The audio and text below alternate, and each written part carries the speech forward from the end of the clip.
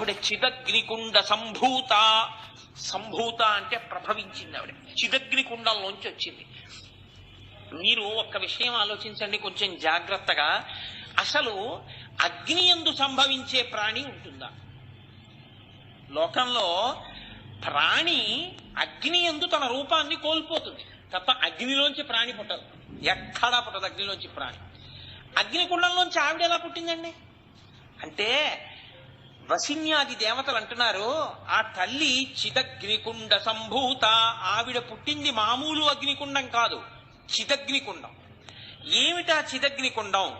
ఎక్కడుంది ఆ చిదగ్నికుండం అంటే బాహ్యమునందు భండాసురుడు పెట్టినటువంటి బాధలు భరించలేనటువంటి దేవతలందరూ కలిసి పెద్ద హోమకుండాన్ని ఏర్పాటు చేసి అందులో పరమశివుడు తీసుకొచ్చినటువంటి వాయువుని అగ్నిగా నిక్షేపించి తమ యొక్క శరీర భాగములను హవిస్సులుగా సమర్పిస్తే అందులోంచి అమ్మవారు ఆవిర్భవించింది.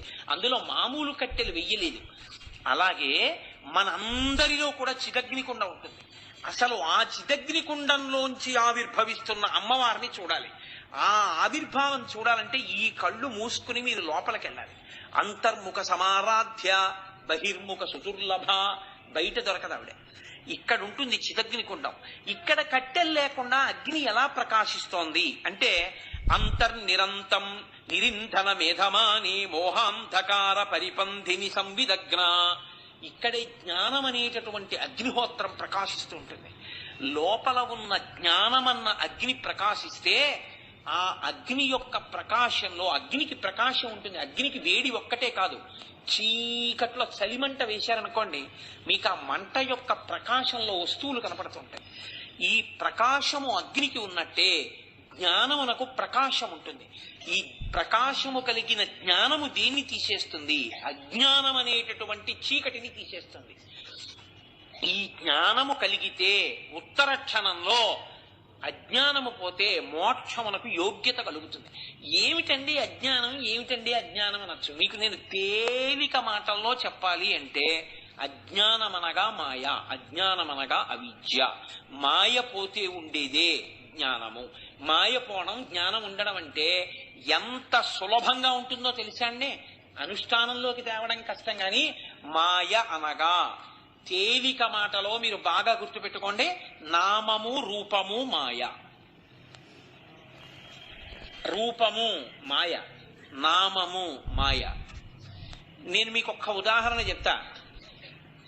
ఒక మట్టి ముద్ద ఒకటి ఉంది. ఇప్పుడు ఈ మట్టి ముద్దని తీసుకొచ్చి నేను ఆ మట్టి ముద్దతో ఒక ప్రమిద చేసి అక్కడ పెట్టాను. ఇది ఏమిటి అని అడిగాను. మీ అందరికీ చూపించి ఇది ఏమిటి? ప్రమిద అన్నారు. ప్రమిద అన్నది ఏమిటి? దాని పేరు.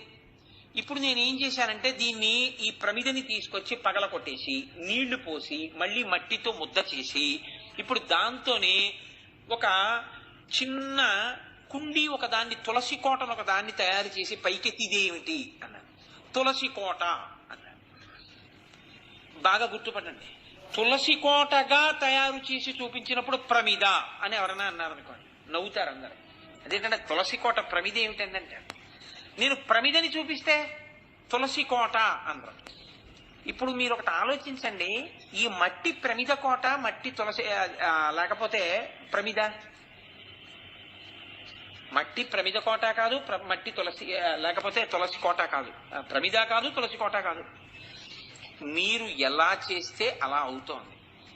ఎలా మీరు చూస్తే, ఏ పేరుతో ఊహిస్తే ఆ పేరుతో ఇలా ఉంటుందని మీరు అనుకున్నట్టు కనపడిన నామము రూపము మాయ. మట్టిగా ఉన్నది సత్యం. అసలు మట్టి దాని సత్యం. మీకు పైకి కనపడినది మాయ. ఉన్నది బంగారం, అది ఈ ఉంగరంగా ఉంటే ఉంగరం. ఉంగరమని పేరు కలిగిన నామము రూపము మాయ. ఉన్న బంగారమే సత్యం. బంగారం లేకపోతే ఉంగరము లేదు, ఉంగరం అన్న పేరు లేదు, ఉంగరం అనేటటువంటి ఆభరణము లేదు, రూపము లేదు, నామము లేదు. నామము రూపము లేకుండా బంగారం ఉంటుందా? ఉంగరంగా కాకుండా ఉంగరం అన్న పేరు లేకుండా బంగారం ఉండడానికి అవకాశం ఉంటుందా? దానికి అంత పెద్ద అనుమానం ఏంటంటే ఉంటుందా? ఉంటుంది. ఇప్పుడు ఈ ఉంగరాన్ని కరిగించేసాననుకోండి, బంగారం ఉంటుందా? ఉండదా? ఉంటుంది. బంగారం మీకు ఇవ్వకుండా ఉంగరం చెయ్యి అన్నాను అనుకోండి, ఉంటుందా? ఉండదు. బంగారము లేని నామము రూపము లేవు. నామము రూపము లేకపోయినా బంగారం ఉంది. బ్రహ్మము ఉంటుంది, నామము రూపము మాయ. నామరూపములు మాయ, బ్రహ్మ సత్యం. బ్రహ్మ సత్యం, జగన్మిథ్య.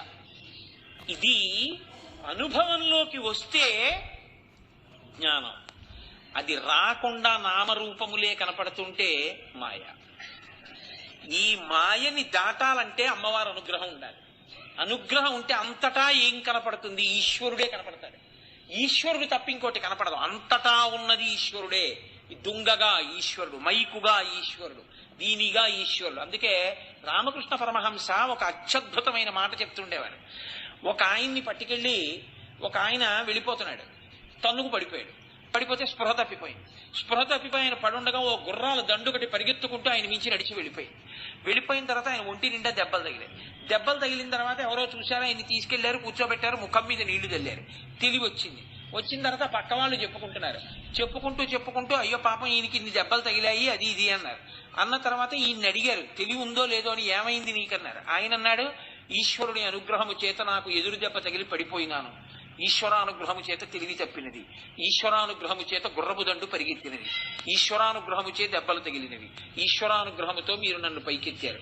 ఈశ్వరానుగ్రహము చేత నీళ్లు చల్లారు. ఈశ్వరానుగ్రహము చేత తెలివి వచ్చిందన్నాడు. ఇప్పుడు ఆయనకి ద్వంద్వాలు లేవు. దెబ్బలు తగిలినా ఈశ్వరానుగ్రహమే, నీళ్లు చల్లినా ఈశ్వరానుగ్రహమే. ఆయన మాయకి వశుడై లేడు. అన్నిటా ఈశ్వరానుసంధానమే చేస్తున్నాడు. అంతటా ఈశ్వరుణ్ణి చూడగలిగితే నమచ్చోరాయిచ శిష్ప్యాయిచ ఫేన్యాయిచ జగత్యాయిచ ప్రవాహ్యాయిచ, అంతటా ఈశ్వరుడు. ఇది అంత తేలికయ్యుండుంటే శంకరాచార్యుల వారంతటి వారు కాశీపట్టణంలో పొరపాటు పడి ఎవరు నువ్వు పక్కకి తప్పుకో అని ఉండేవారు కాదు. నేను తప్పుకోనా, నాలో ఆత్మని తప్పుకోనా అన్న తర్వాత మనీషా పంచకం చేశారు. అంత తేలికైతే అందరూ మోక్షాన్ని పొందుండేవారు. మాయ తొలగడం ఆవిడ అనుగ్రహంతోనే తొలగుతుంది. ఎవరికి తొలగుతుందో వాడు మోక్షాన్ని పొందుతాడు. అలా పొందగలిగినటువంటి శక్తి ఏర్పడితే చిదగ్నికుండ సంభూత, కర్రలు లేకుండా ఇక్కడే హోమగుండంలోంచి ఆవిడ అగ్ని రూపంలో జ్ఞానాగ్నిగా పైకి ప్రకాశిస్తోంది. ఈ జ్ఞానాగ్ని చేత అంతటా ప్రకాశంలో కనపడేటటువంటి వస్తువు ఈశ్వరుడు ఒక్కడే.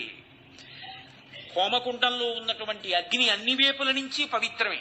అటువైపు అగ్నిలో హవిస్సేయండి, ఇటువైపు అగ్నిలోంచి నేను ఏదో వెలిగించుకుంటాను, లేకపోతే వంట చేసుకోవడానికి ఓ చిన్న కర్ర మొక్క వెలిగించుకుంటాను అనరు. ఎటువైపు అగ్నిహోత్రమైనా నమస్కారం చేయవలసిందే. అలాగే ఇక్కడ పుట్టినటువంటి కర్రలు లేని జ్ఞానాగ్ని పరమ పవిత్రం. దీని ప్రకాశంలో కనపడేది ఏది అంటే ఈశ్వరుడే. దాని ప్రకాశంలో లేనిదేది అంటే పోయే చీకటేది అంటే అజ్ఞానమే. కాబట్టి ఇక్కడే ఆవిడ చైతన్యం అనేటటువంటి అగ్నిరూపగా పైకొస్తోంది. ఇది దర్శనం అవడం చాలా గొప్ప విషయం అండి.